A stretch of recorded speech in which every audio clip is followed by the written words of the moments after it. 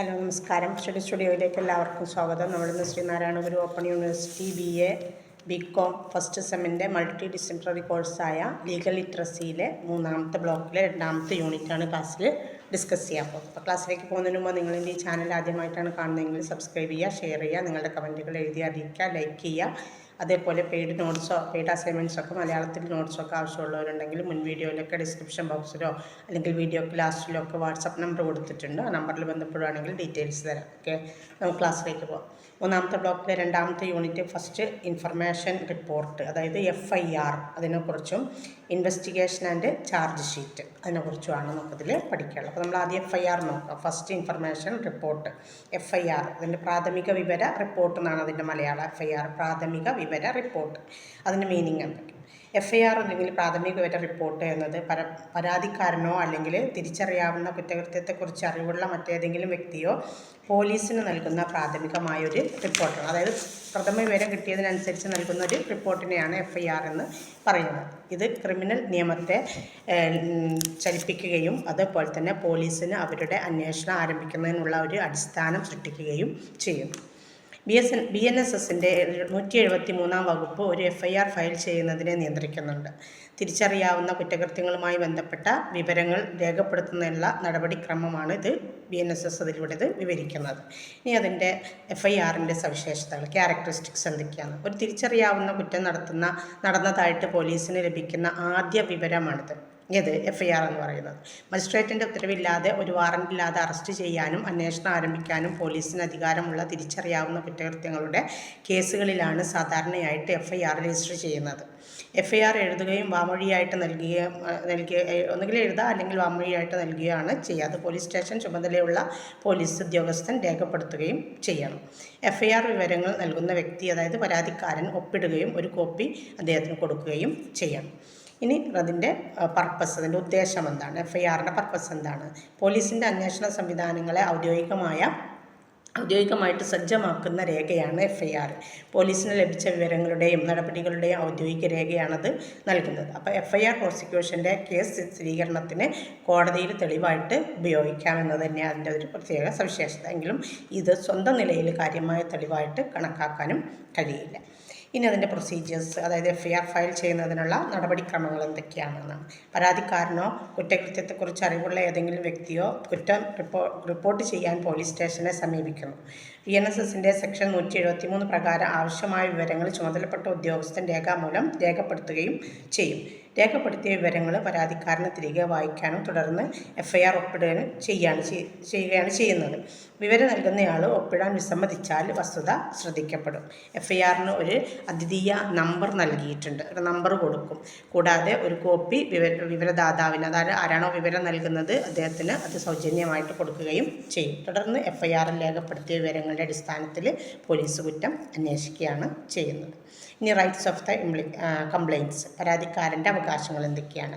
FIRൻ്റെ സൗജന്യ പകർപ്പ് ലഭിക്കാൻ പരാതിക്കാരന് അവകാശമുണ്ട്. തിരിച്ചറിയാവുന്ന കുറ്റത്തിന് FIR ഫയൽ ചെയ്യാൻ പോലീസ് വിസമ്മതിക്കുകയാണെങ്കിൽ എന്ത് ചെയ്യാം? പരാതിക്കാരന് BNSSൻ്റെ സെക്ഷൻ 173-4 അല്ലെങ്കിൽ സെക്ഷൻ 175-3 പ്രകാരം ഉന്നത അധികാരികളെയോ അല്ലെങ്കിൽ മജിസ്ട്രേറ്റിനെയോ സമീപിക്കാനുള്ള അധികാരമുണ്ട്. പ്രകാരം അന്വേഷണ പുരോഗതിക്ക് കുറിച്ച് അറിയാൻ പരാതിക്കാരൻ അതിനുള്ളൊരു അവകാശം കൂടി അത് നൽകുകയാണ്. ഇനി ടൈപ്സ് ഓഫ് FIR, വിവിധതരം FIRകൾ. സാധാരണയായിട്ട് FIR 2 തരത്തിലാണുള്ളത്. ഒന്ന് സീറോ FIR എന്ന് പറയും, അതായത് അധികാര പരിധി പരിഗണിക്കാതെ ഏത് പോലീസ് സ്റ്റേഷനിലും ഫയൽ ചെയ്യാവുന്ന FIR ആണ്.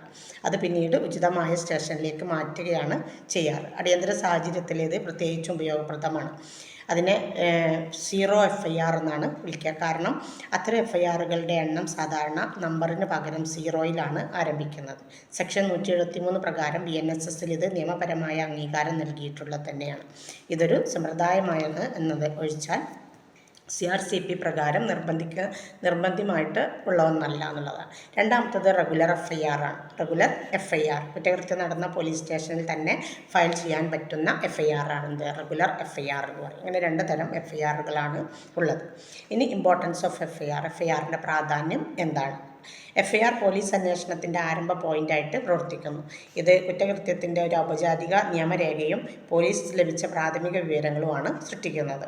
ഒരു FIR ഫയൽ ചെയ്യേണ്ടതിൻ്റെ ആവശ്യകത അവരുടെ ശ്രദ്ധയിൽപ്പെട്ട തിരിച്ചറിയാവുന്ന കുറ്റകൃത്യങ്ങൾ അന്വേഷിക്കുന്നതിന് പോലീസ് ഉത്തരവാദിയാണ്. ലളിതാകുമാരി വേഴ്സസ് ഗവൺമെൻറ് എന്ന സുപ്രധാന കേസിൽ സ്ഥാപിതമായതുപോലെ തിരിച്ചറിയാവുന്ന കുറ്റകൃത്യങ്ങൾക്ക് FIR രജിസ്റ്റർ ചെയ്യാവുന്നതിൻ്റെ നിബന്ധന സ്വഭാവത്തിന് ഇന്ത്യൻ സുപ്രീം കോടതി ഉത്തരവ് നൽകിയിട്ടുണ്ട്. അത് ആ കാലഘട്ടത്തിലുണ്ടായ ഒരു കുറ്റകൃത്യമാണ്. അതിൻ്റെ അടിസ്ഥാനത്തിലാണ് അത് ആ പേരിൽ അറിയപ്പെടുന്നതെന്ന് മാത്രം കേട്ടോ. തിരിച്ചറിയാവുന്ന കുറ്റകൃത്യങ്ങളെക്കുറിച്ച് വിവരം ലഭിച്ചാൽ പോലീസ് FIR രജിസ്റ്റർ ചെയ്യണമെന്ന് കോടതി പറഞ്ഞിട്ടുണ്ട്. FIR ഫയൽ ചെയ്യുന്നതിലെ കാലതാമസം കേസിനെ ദുർബലപ്പെടുത്തും. കാരണം ഇത് തെളിവുകൾ നഷ്ടപ്പെടുകയോ സാക്ഷികളുടെ ഓർമ്മ നഷ്ടപ്പെടുകയോ ചെയ്യുന്നതിനുള്ള സാഹചര്യം ഉണ്ടാക്കും എന്നതാണ്. അപ്പോൾ തെറ്റായ FIR ഫയൽ ചെയ്യാനുള്ള സാധ്യത അതിൻ്റെ ഭാഗമായിട്ട് ഉണ്ടാകും. അതുകൊണ്ട് FIR ഫയൽ ചെയ്യുന്നതും രജിസ്റ്റർ ചെയ്യുന്നതും എന്താണ് അതീവ ജാഗ്രതയോടെ ആയിരിക്കണം. ഇനി ഇൻവെസ്റ്റിഗേഷനാണ് ഇതിൽ വരുന്ന അടുത്തത്. അന്വേഷണം.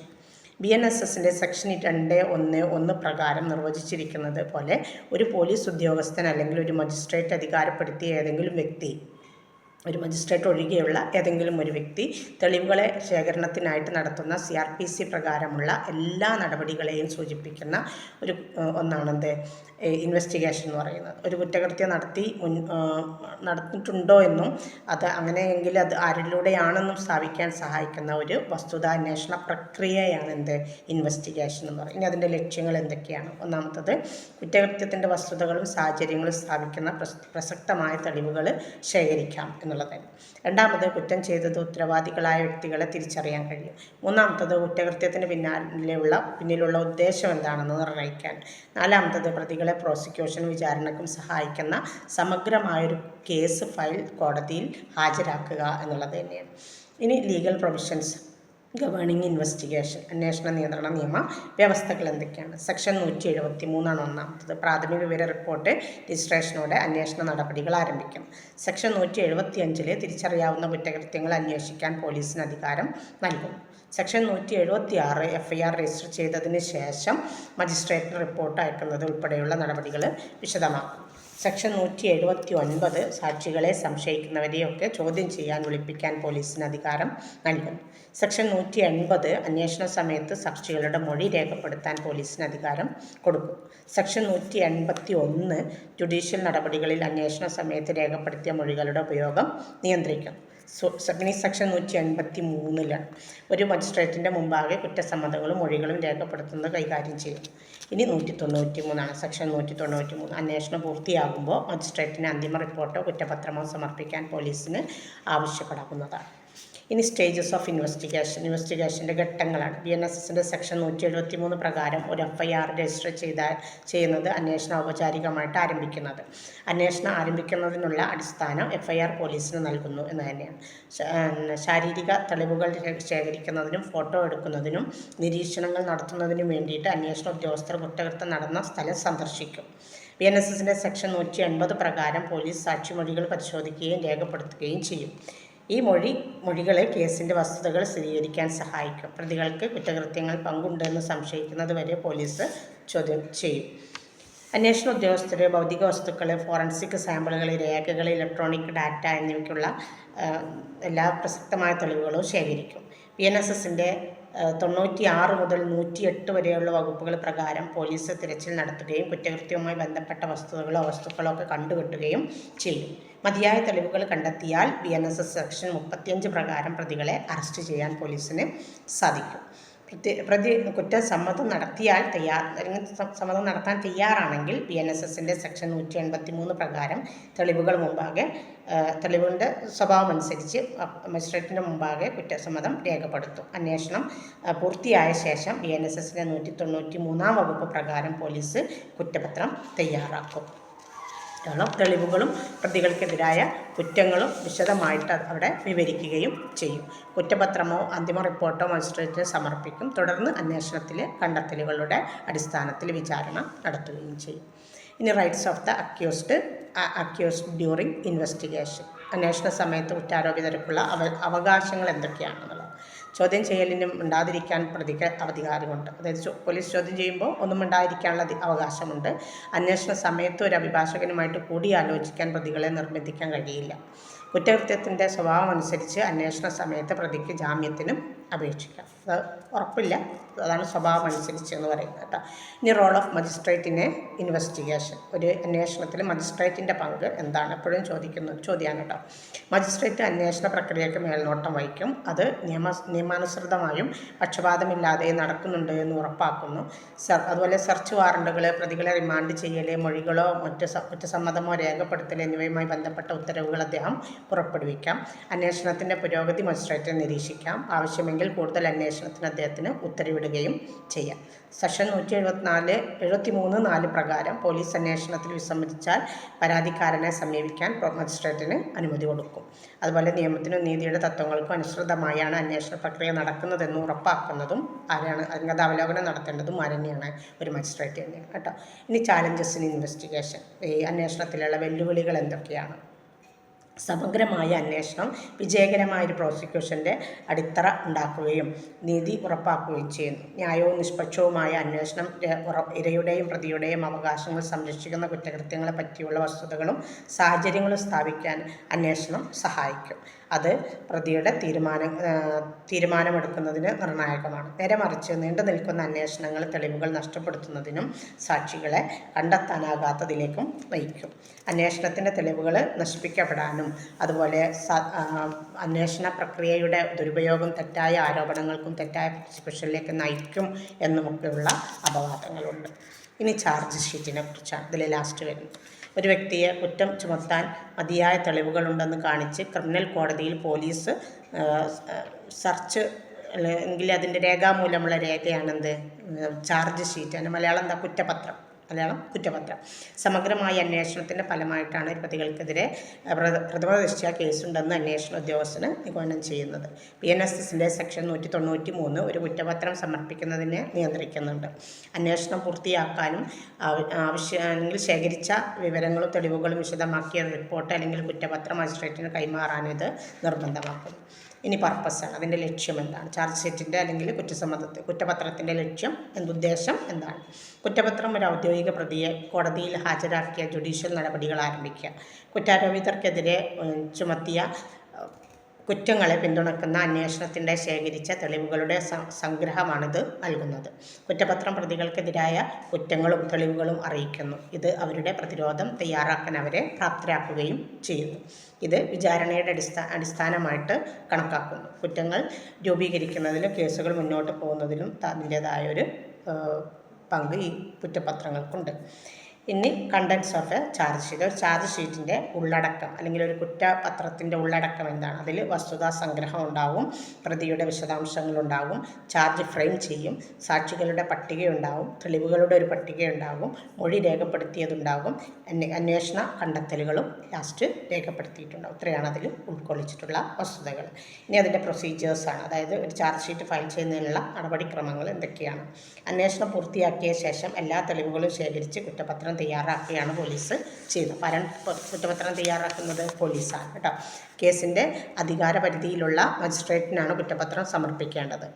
കുറ്റപത്രം ലഭിച്ചയുടൻ മജിസ്ട്രേറ്റ് അത് പരിശോധിക്കുകയും പ്രഥമ ദൃഷ്ട്യാ കേസ് സ്ഥാപിക്കുകയാണെങ്കിൽ പ്രതികൾക്കെതിരെ ഔപചാരിക കുറ്റം ചുമത്തുകയും ചെയ്യും. കുറ്റപത്രത്തിൻ്റെ ഒരു പകർപ്പ് പ്രതികൾക്ക് നൽകും. കുറ്റാരോപണങ്ങളും തെളിവുകളും അവരെ അറിയിച്ചുകൊണ്ട് ന്യായമായ വിചാരണയ്ക്കുള്ള അവകാശം അത് ഉറപ്പാക്കുന്നു. കുറ്റപത്രത്തിൽ പറഞ്ഞിരിക്കുന്ന തെളിവുകൾ പ്രോസിക്യൂഷൻ ഹാജരാക്കി കുറ്റപത്രം തയ്യാറാക്കിയ ശേഷം വിചാരണ ആരംഭിക്കും. ഇനി time frame four filing charge sheet. ഒരു ചാർജ് ഷീറ്റ് ഫയൽ ചെയ്യുന്നതിനുള്ള സമയപരിധി. PNSSൻ്റെ സെക്ഷൻ 193 പ്രകാരം അന്വേഷണം പൂർത്തിയാക്കിയതിന് ശേഷം കുറ്റപത്രം സമർപ്പിക്കുന്നതിനുള്ള സമയപരിധി വളരെ വ്യക്തമായിട്ട് നിർവചിച്ചിട്ടുണ്ട്. 60 ദിവസം വരെ ഒന്ന്. അപ്പോൾ അതെങ്ങനെയാണ്? 10 വർഷത്തിൽ താഴെ തടവ് ശിക്ഷ ലഭിക്കാവുന്ന കുറ്റങ്ങൾക്ക് 60 ദിവസത്തിനുള്ളിൽ കുറ്റപത്രം സമർപ്പിക്കണം. 90 ദിവസം വരെ ഉള്ളതുണ്ട്. അതെങ്ങനെ? മരണം, ജീവപര്യന്തം അല്ലെങ്കിൽ 10 വർഷമോ അതിൽ കൂടുതലോ ശിക്ഷ ലഭിക്കാവുന്ന കുറ്റങ്ങൾക്ക് 90 ദിവസം സമയപരിധി. ഈ സമയപരിധിക്കുള്ളിൽ കുറ്റപത്രം സമർപ്പിച്ചിട്ടില്ലെങ്കിൽ പ്രതിക്ക് ജാമ്യത്തിന് അർഹതയുണ്ട് എന്നുള്ളതാണ്. ഇനി സപ്ലിമെൻ്ററി ചാർജ് ഷീറ്റ് ഉണ്ട്. അതെന്താണ്? കുറ്റപത്രം സമർപ്പിച്ചതിന് ശേഷം കൂടുതൽ തെളിവുകൾ ലഭിച്ചാൽ അതനുസരിച്ച് കുറ്റപത്രം പോലീസിന് സമർപ്പിക്കാം. അപ്പോൾ BNSSൻ്റെ സെക്ഷൻ 193(9) പ്രകാരം ഇത് അനുവദനീയമാണ്.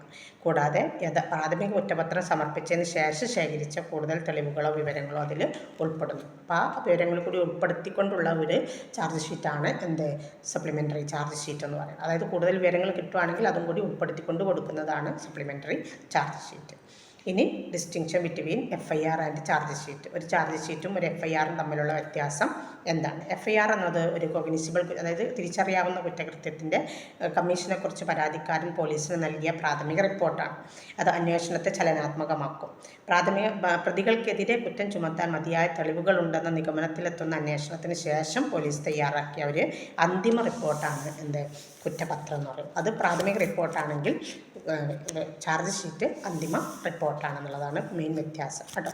Importance of a charge sheet. ഒരു കുറ്റപത്രത്തിൻ്റെ പ്രാധാന്യം എന്താണ്?